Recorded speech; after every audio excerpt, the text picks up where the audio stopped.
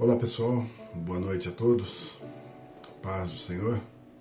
É uma alegria a gente poder estar junto aqui mais uma vez para meditarmos na palavra de Deus, para a gente poder abrir nosso coração e deixar Deus falar conosco, Deus trabalhar nas nossas vidas. Um tempo sempre precioso. Todas as vezes que nós buscamos a voz de Deus, buscamos ouvir aquilo que Deus tem para falar com a gente, Ele sempre se comunica. Ele sempre fala, não é à toa que eu e você temos a oportunidade de olhar para a palavra de Deus o tempo inteiro. O tempo inteiro a gente pode abrir a Bíblia, nós temos liberdade de ler, e o Espírito Santo que está em nós, que é vivo em nós, nos instrui, fala conosco, nos ensina, nos orienta, nos exorta, trabalha profundamente nas nossas vidas. E eu tenho certeza que esses poucos minutos que a gente passa aqui são minutos preciosos para a gente deixar realmente Deus fazer uma obra no nosso coração. Então eu peço que você se coloque agora na presença de Deus, se coloque agora na presença desse Todo-Poderoso, esse amoroso, esse que quer trabalhar na minha vida e na sua vida, e deixa Ele falar conosco agora. Convido você a fazer uma oração comigo, para a gente iniciar esse momento. Amém? Vamos juntos. Pai eterno, te damos graças, Senhor, por esse instante. Nós te louvamos pela tua fidelidade, teu amor, a tua bondade que nos alcança. Pedimos que o Senhor esteja nos instruindo agora, que o Senhor fale ao nosso coração, que o Senhor trabalhe nas nossas vidas e nos traga, Deus, não só o entendimento da Escritura, mas uma mudança na nossa história por esse entendimento. Uma transformação nos nossos sentimentos e também nas nossas atitudes. Nós declaramos aqui a nossa total dependência do Senhor. Fala conosco agora, Pai, em nome de Jesus. Amém. Amém? Muito bom a gente poder estar junto. Eu quero ler um texto aqui com vocês. É um texto um pouco longo, que está no livro de Neemias. E eu vou ler aqui o texto inteiro, do capítulo 6, do versículo 1 até o versículo 14. Nós vamos conversar um pouco sobre esse texto, sobre uma aplicação desse texto, um paralelo que nós podemos fazer dessa história da reconstrução dos muros, desse momento da reconstrução dos muros e um pouco das nossas vidas também. Lembrando que o livro de Neemias fala realmente sobre essa ideia da reconstrução dos muros da Cidade Santa e a ideia de que realmente nós temos uma vida a ser reconstruída, a ser restaurada. Faz muito esse paralelo conosco, fala muito com as nossas vidas. Muitas das histórias do Antigo Testamento, elas são como que um exemplo para nós, um modelo para nós, um tipo daquilo que é a nossa história, que é a nossa vida, que é a jornada cristã. E Neemias 6, do versículo 1 ao versículo 14, diz assim a palavra: Tendo ouvido Sambalate, Tobias e Gesem, o arábio, e o resto dos nossos inimigos, que eu tinha edificado o muro, e que nele já não havia brecha alguma, ainda que até esse tempo não tinha posto as portas nos portais, Sambalate e Gesem mandaram dizer-me: Vem, encontremo-nos nas aldeias, no vale de Ono. Porém, intentavam fazer-me mal.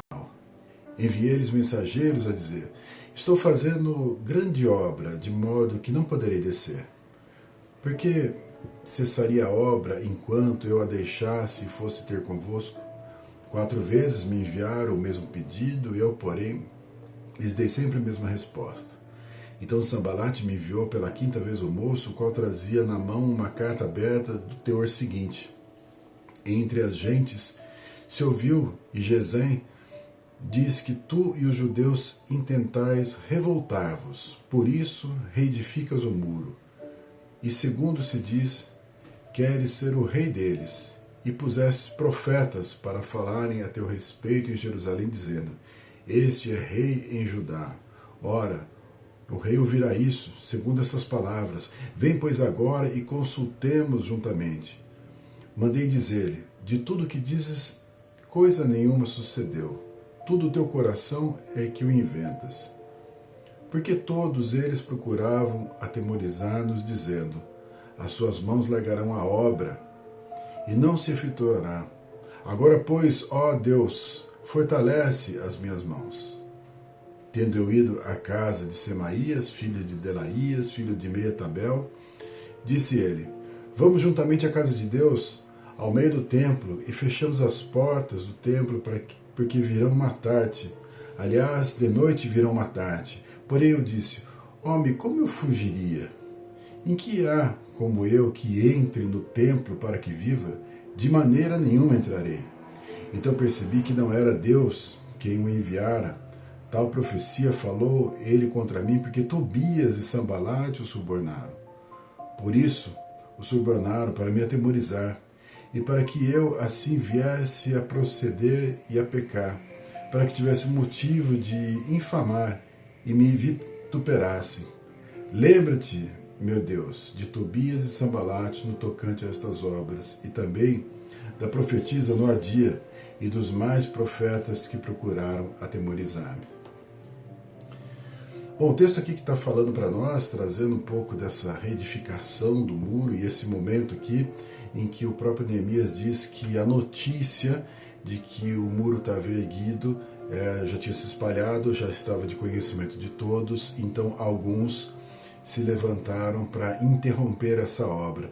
Ele diz aqui que o muro já estava erguido, porém as portas não tinham sido colocadas ainda nos portais, ou seja, ainda haviam algumas portas abertas e brechas abertas e não estava completamente encerrado aquele processo de restauração. E nesse momento, então, se levanta algumas investidas do inimigo contra esse trabalho. Olhando para esse trabalho, aquilo que Deus tinha colocado no coração dele, aquilo que Deus tinha movido para que ele pudesse reedificar então os muros, olhando para essa história, nós encontramos um momento em que o muro realmente já estava erguido. E aí então essa investida era para que essa obra fosse de alguma forma desfeita, que ela não se completasse. E aí sim eu faço um paralelo com a nossa vida espiritual. Nós estamos continuamente nos fortalecendo, nos erguendo, nós estamos nos sustentando, buscando um fortalecimento para que a gente possa estar firmado em Deus. Afinal, aquilo que habita dentro de nós é o Espírito Santo, mas nós sabemos que nós temos as nossas fronteiras, muitas vezes, sendo atacadas pelo inimigo. Muitas vezes, da mesma forma que está aqui, que foi apresentado aqui, nós sofremos investidas para que essa obra não se complete. A palavra de Deus fala que o nosso Deus ele é poderoso, ele é suficiente para completar uma obra em nós, para realizar uma obra em nós, para completar então aquilo que ele já começou, aquilo que ele já iniciou como uma estruturação. Nós estamos sendo pouco a pouco trabalhados e entendemos que vamos passar todos os nossos dias nesse processo. Mas se esse processo em algum instante interromper, se esse processo cessar, se as nossas fronteiras forem minadas pelo inimigo, como que nós vamos prosseguir? Como que nós vamos continuar?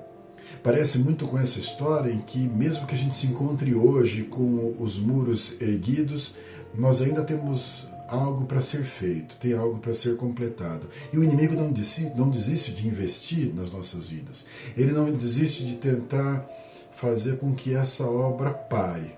A obra de Deus em nós, que ela pare. Quantos de nós sofremos isso? Todos nós estamos ainda no alvo do inimigo. O inimigo investe nas nossas vidas.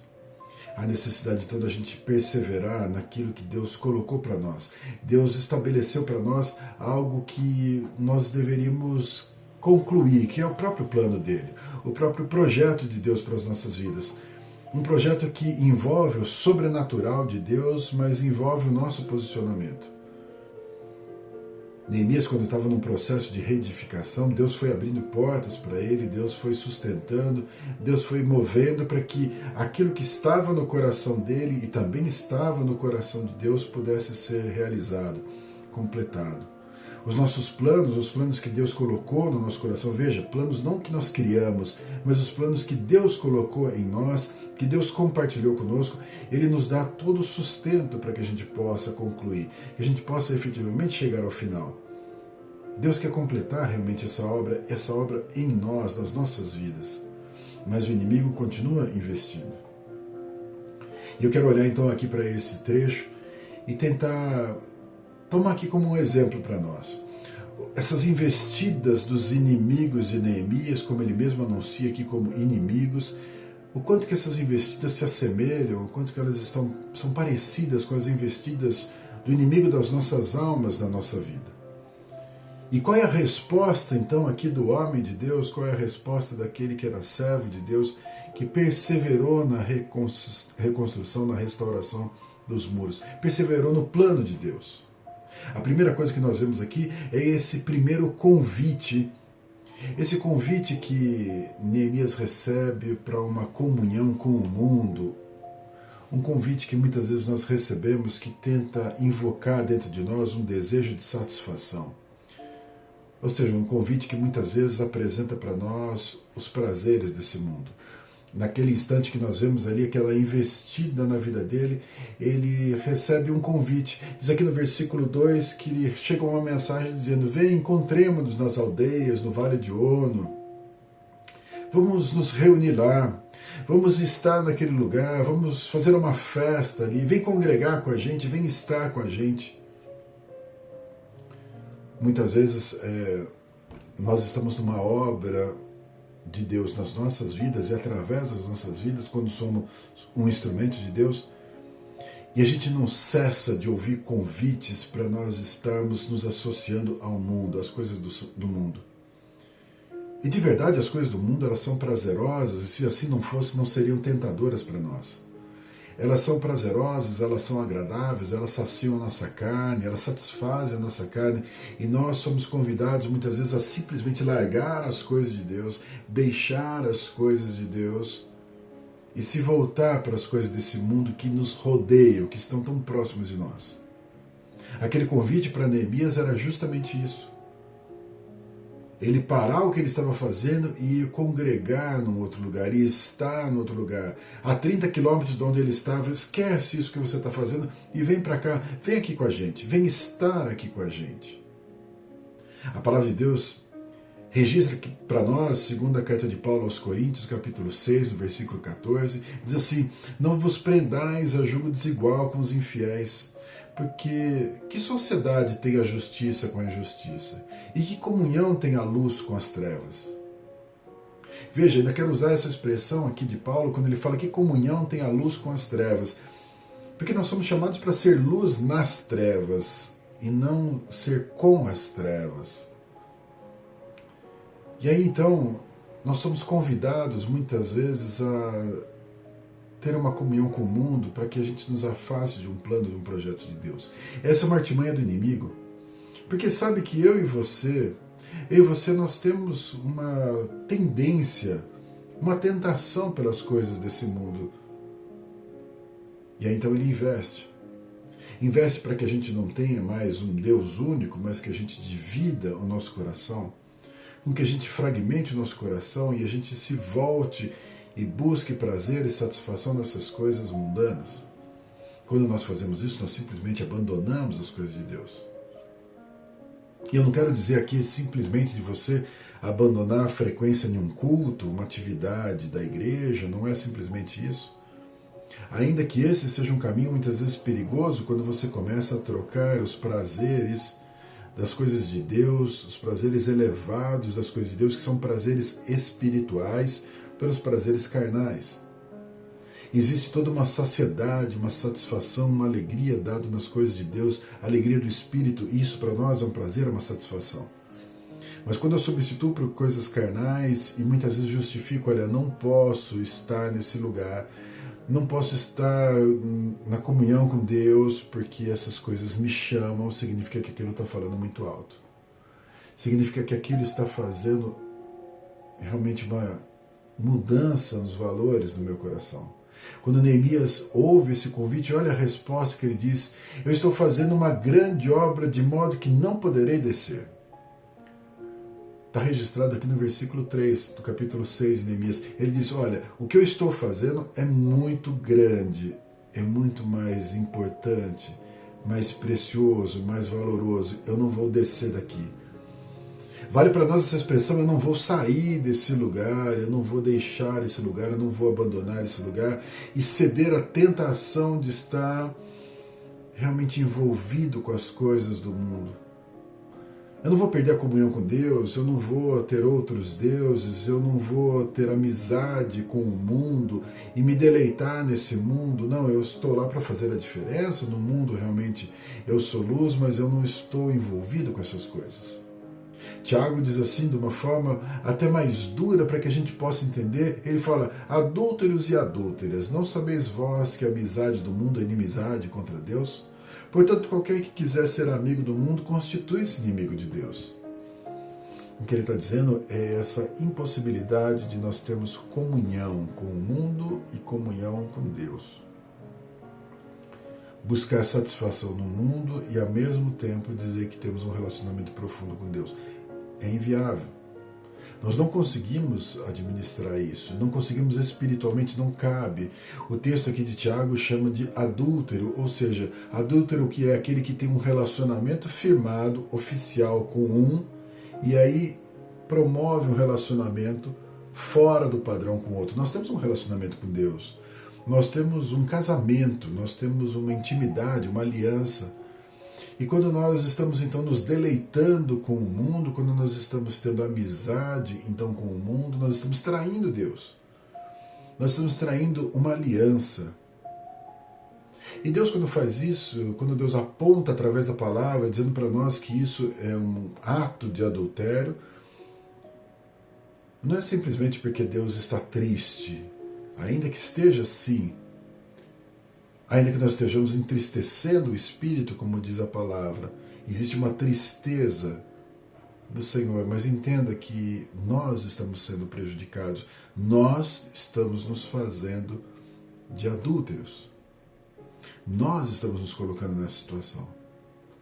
Neemias, quando ouve aquele convite, ele identifica que aquilo seria uma investida para que ele saísse da obra, descesse do lugar onde ele estava, que ele, de certa forma, se voltasse, então, para tentar ter algum tipo de satisfação.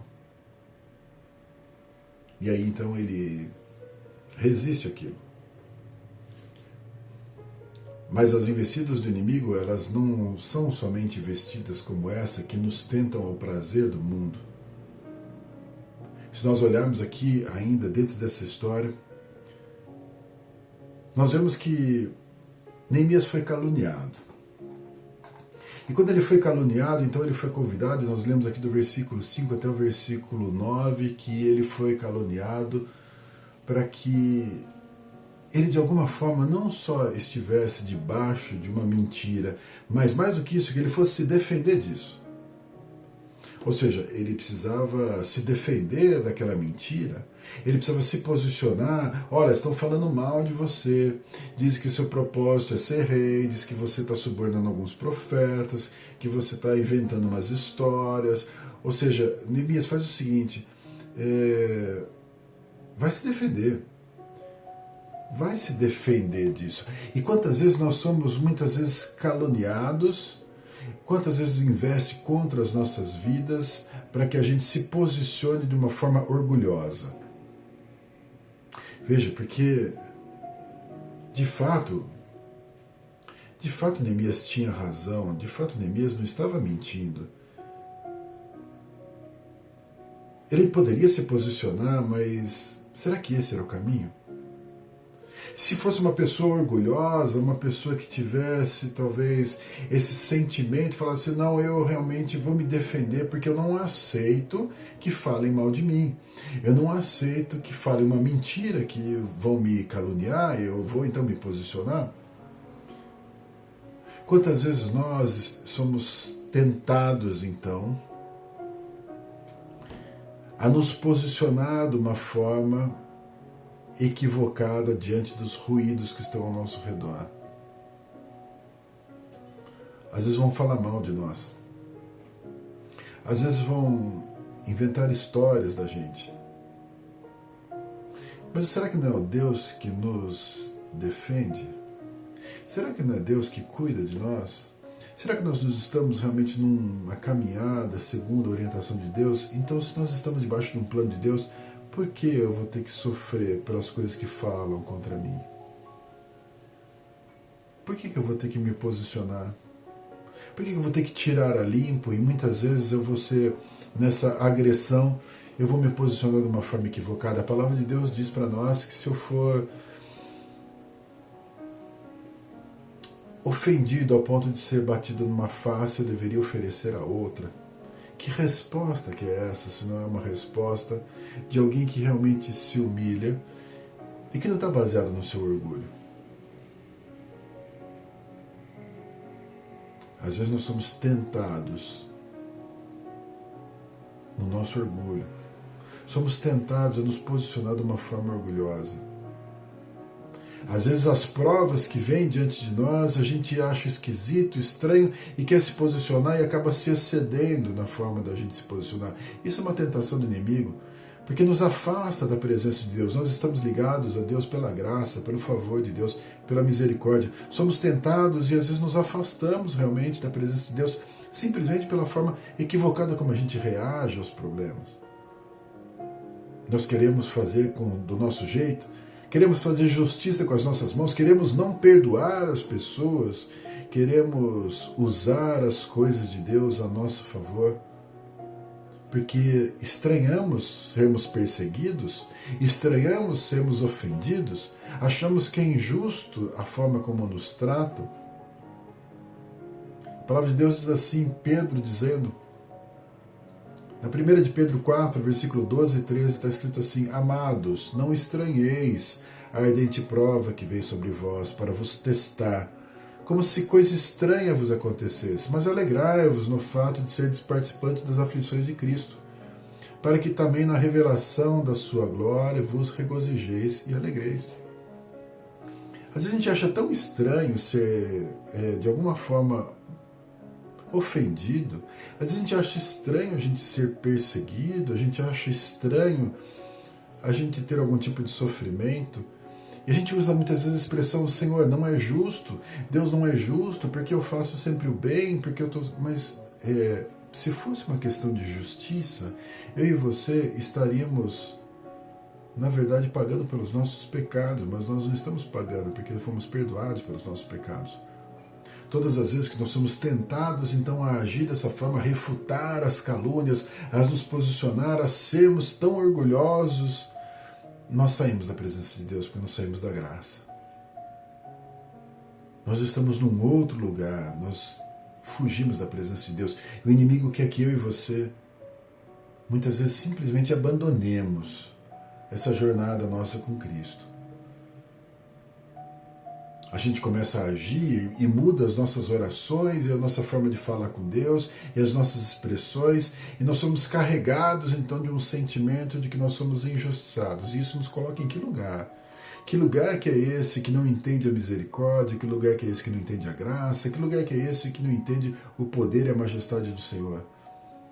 Que não se submete porque é orgulhoso? E isso vem às vezes mascarado com a ofensa dos outros sobre nós. Porque Deus realmente não vai se levantar contra nós. E o inimigo não vai manipular Deus, mas ele manipula situações e pessoas. E muitas vezes nós, ofendidos, com o nosso ego ferido, nós nos posicionamos fora da obra de Deus. E nós deixamos de perseverar no plano de Deus. Nós agimos num outro plano. É uma tentação, é uma investida que muitas vezes prospera, é uma investida que muitas vezes dá certo, porque encontra fraqueza em nós e a nossa força está no Senhor. Quando Neemias foi, de alguma forma, assolado com essas calúnias, a resposta dele está no versículo 9, diz: Agora, pois, ó Deus, fortalece as minhas mãos. Deus, eu não vou ficar enfraquecido por essas questões, eu não vou enfraquecer o que eu estou fazendo. Fortalece as minhas mãos. E para mim e para você é essa oração: Senhor, me fortalece na perseverança, me ajuda a caminhar, eu não vou ficar preso a essas coisas. Deus, eu vou perdoar e vou continuar. Deus, eu não vou me preocupar. Deus, eu não vou me levantar, eu não vou me defender. Eu tenho o Senhor que me defende. Senhor, me fortalece na sua obra, na sua caminhada, me fortalece naquilo que eu estou fazendo, aquilo que o Senhor colocou para mim, me ajuda, Deus, a caminhar.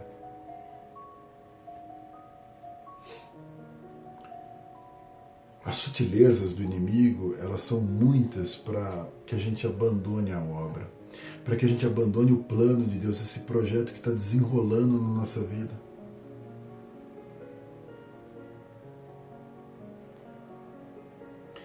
E Neemias, naquela história que nós lemos aqui, ainda continuava na obra, mas o inimigo ainda continuava tentando. E nós vemos então aqui mais uma investida do inimigo, mais uma investida do diabo, para que ele de alguma forma se posicionasse como alguém que poderia estar entrando no templo para se esconder. Você viu essa história? Nós lemos aqui essa história. Veja o que é isso, né? É no meio do caminho você ter o diabo reconhece que você tem um relacionamento com Deus. Ele reconhece que você é cristão, que você é crente. Ele reconhece que você, de certa forma, tem uma intimidade com Deus. E ele tenta usar isso contra você.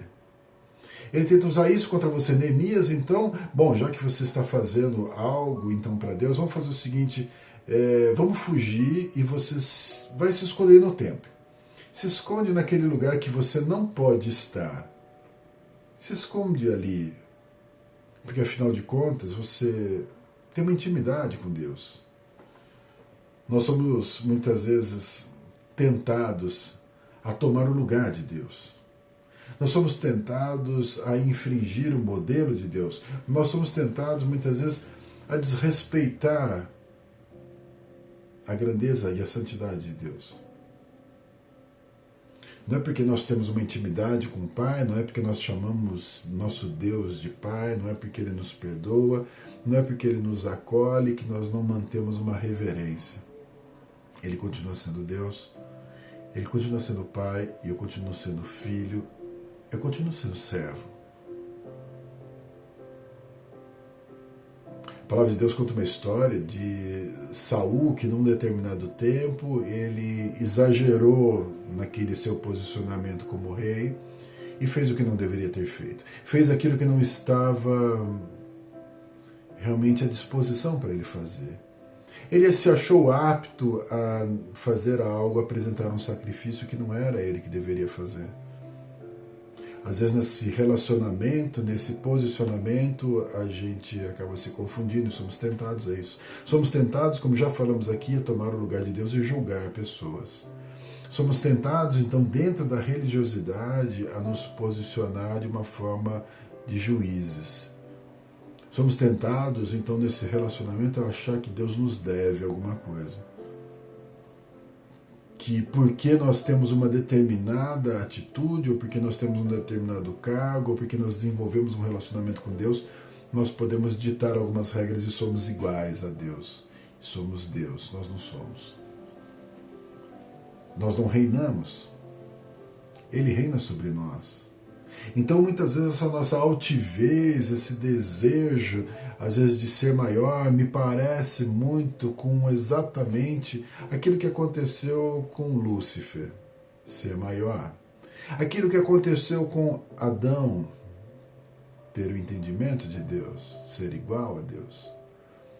E o inimigo continua usando essas mesmas coisas. Ou seja, Lúcifer não era distante de Deus, como Adão também não era distante de Deus. Como nós não somos distantes de Deus, mas o nosso coração muitas vezes é tentado, até mesmo por essa proximidade, por essa intimidade, a usar algo, ou estar em um lugar, ou nos apropriar de algo que não nos pertence.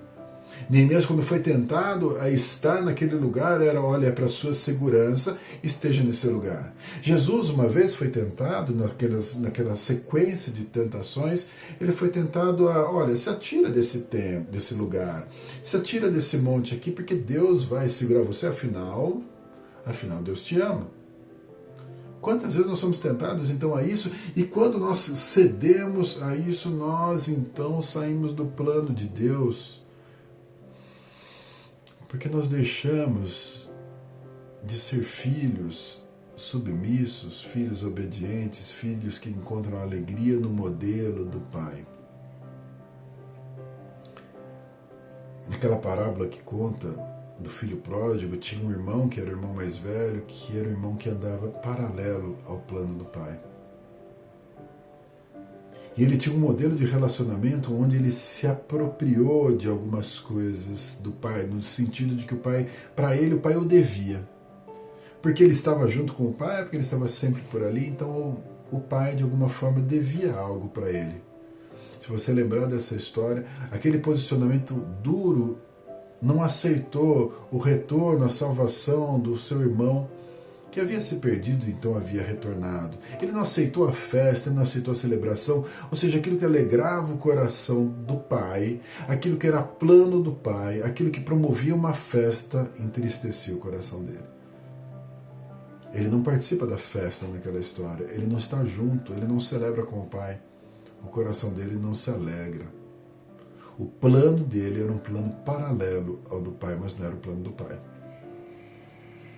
Nós somos tentados muitas vezes a viver a nossa vida pela nossa aproximação com Deus, por incrível que pareça, de sermos às vezes tão bons até mesmo, nós somos tentados a não andar com Deus.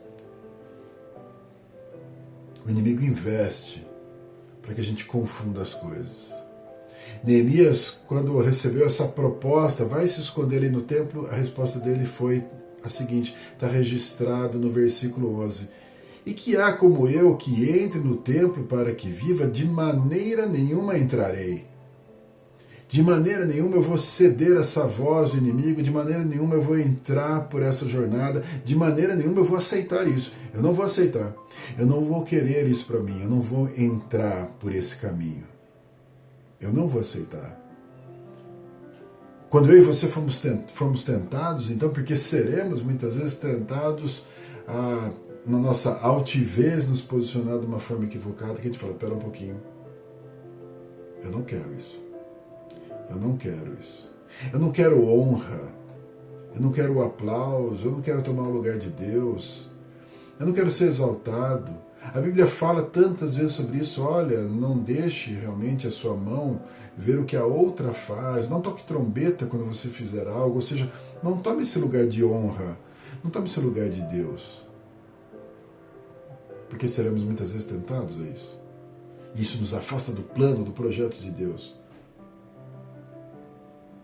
E por último, ainda olhando para esse texto aqui, entendendo que Neemias sofria aquelas investidas do inimigo.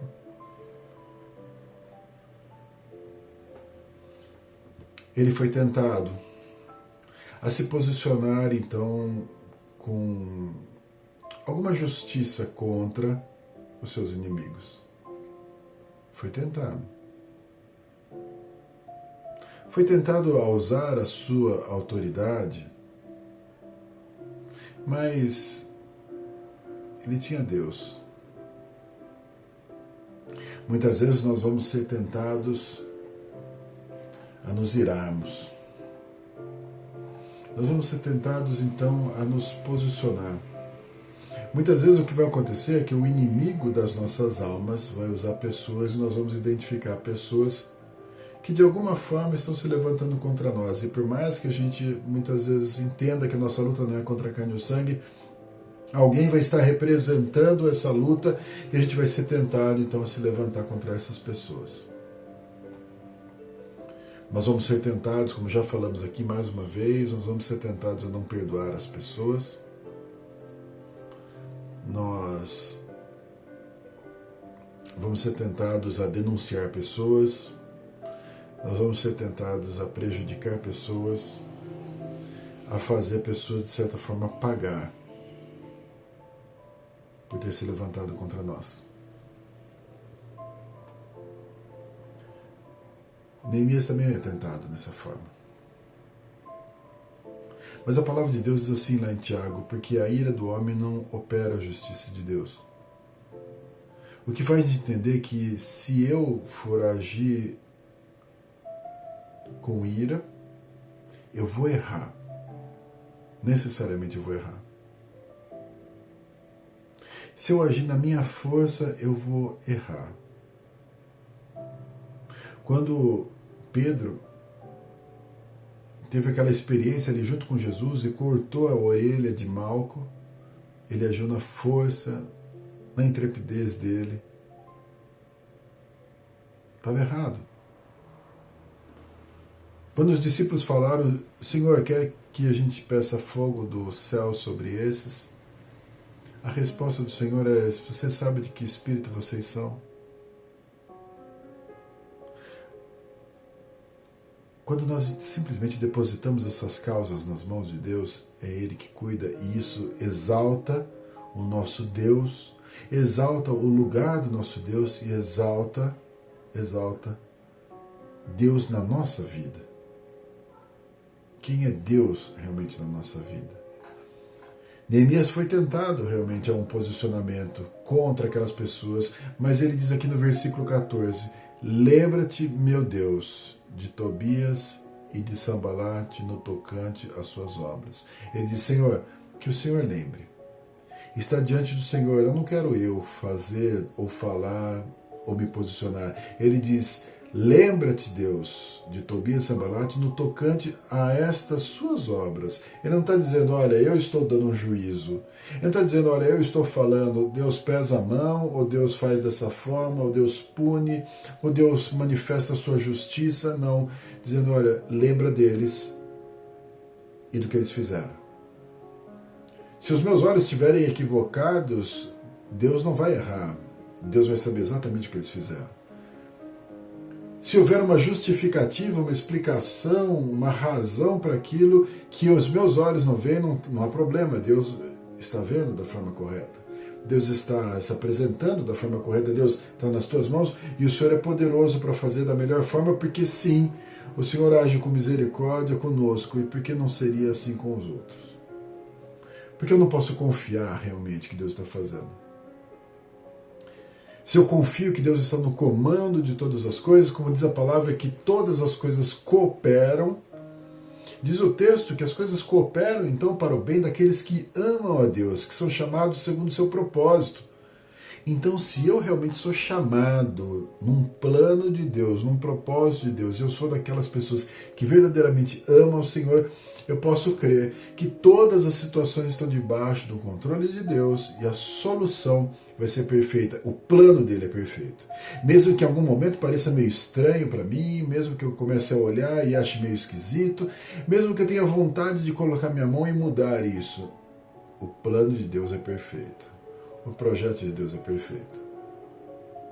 Então que a gente possa entregar realmente esse plano, para que Deus esteja comandando e realizando efetivamente em nós. Ao ceder então à voz do Espírito Santo, ao ceder à vontade de Deus, eu simplesmente estou deixando a minha carne de lado. Seja com aquilo que nós falamos, um desejo de prazer, seja pela questão do orgulho, seja por causa da altivez, ou seja mesmo por causa da ira, seja o que for, que o inimigo tentar investir através dessas portas que ainda estão abertas, para que esse muro seja totalmente derrubado, que ele seja desfeito. Ele não vai prosperar. Não vai prosperar porque eu vou me posicionar e você vai se posicionar diante da verdade. Nós vamos nos posicionar e vamos resistir a essa investida. E por mais que o inimigo tente, ele não vai prosperar, porque o Espírito vai prevalecer. A obra de Deus vai se completar na minha vida e na sua vida. Aonde o inimigo tem obtido espaço na sua vida? Aonde ele está investindo que está ganhando algum terreno e está prejudicando essa obra de Deus? Está atrasando essa obra de Deus? O que será? Que precisa ser restaurado, renovado, fortalecido para que o inimigo não prospere mais? Que área? Que porta? Que lugar?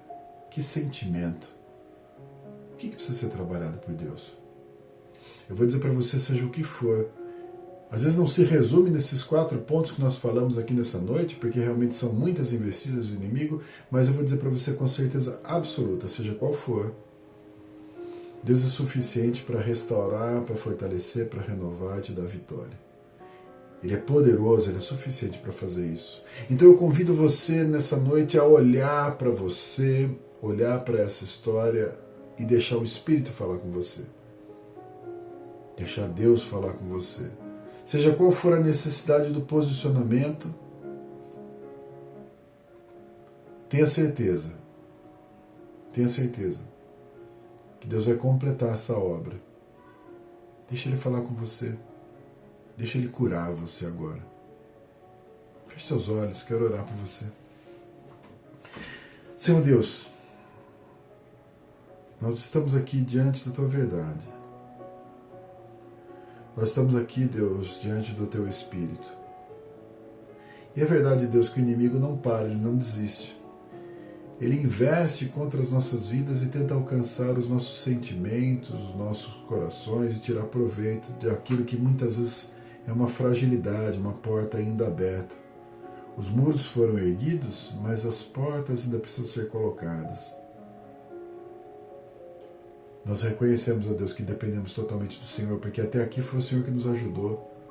Até aqui foi o Senhor que nos socorreu, o Senhor que proporcionou essa obra, e nós, como Neemias estava naquela obra na total dependência do Senhor, nós também estamos aqui. Mas também reconhecemos, ó Deus, que tem muita coisa para ser feita. Nós pedimos então a Tua providência para nos ajudar, Deus, a nos mantermos longe do mundo, longe das coisas do mundo. Nós não queremos estar nesse lugar, ó Deus. Nós não queremos, ó Deus, ter aquele orgulho para querer nos defender, para querer entrar em contenda, em não perdoar. Nós não queremos nada disso, Deus. Nós não queremos, ó Deus, confundir o nosso relacionamento com o Senhor e perder a reverência, a adoração, o nosso lugar, ó Deus. Nós queremos estar no lugar certo. Nós não queremos, ó Deus, fazer justiça com as nossas mãos. Nós não queremos nada disso. Não queremos nos irar, não queremos ser, ó Deus, incitados à ira e ver, Pai, muitas vezes os nossos lábios, nossa boca falar o que não deve. Deus, nós precisamos do Senhor. Portanto, pedimos que o Senhor venha controlar, Deus, com o mover do Teu Espírito, controlar os nossos sentimentos, controlar o nosso temperamento. Nos ajudar, Deus, a proporcionar que a Tua obra prospere. Porque se nós não atrapalharmos essa obra do Senhor, sabemos que o Teu Espírito está agindo. Sabemos que Ele está completando e vai nos fortalecer, então nós não queremos lutar contra essa obra. Não queremos atrapalhar essa obra do Senhor. Vem o Senhor nos fortalecendo, vem o Senhor nos ajudando agora, falando no nosso coração, nos dando paz. Que o plano do Senhor se cumpra nas nossas vidas. Nós declaramos aqui, em nome de Jesus, toda a nossa dependência do Senhor. Obrigado, Deus, pela Tua fidelidade. Obrigado pelo Teu cuidado. Em nome de Jesus que nós oramos. Amém. Amém. Que Deus abençoe poderosamente a sua vida, sustente você, te fortaleça.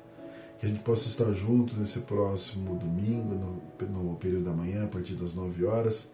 Que seja um tempo proveitoso na casa de Deus e a gente em comunhão. Amém?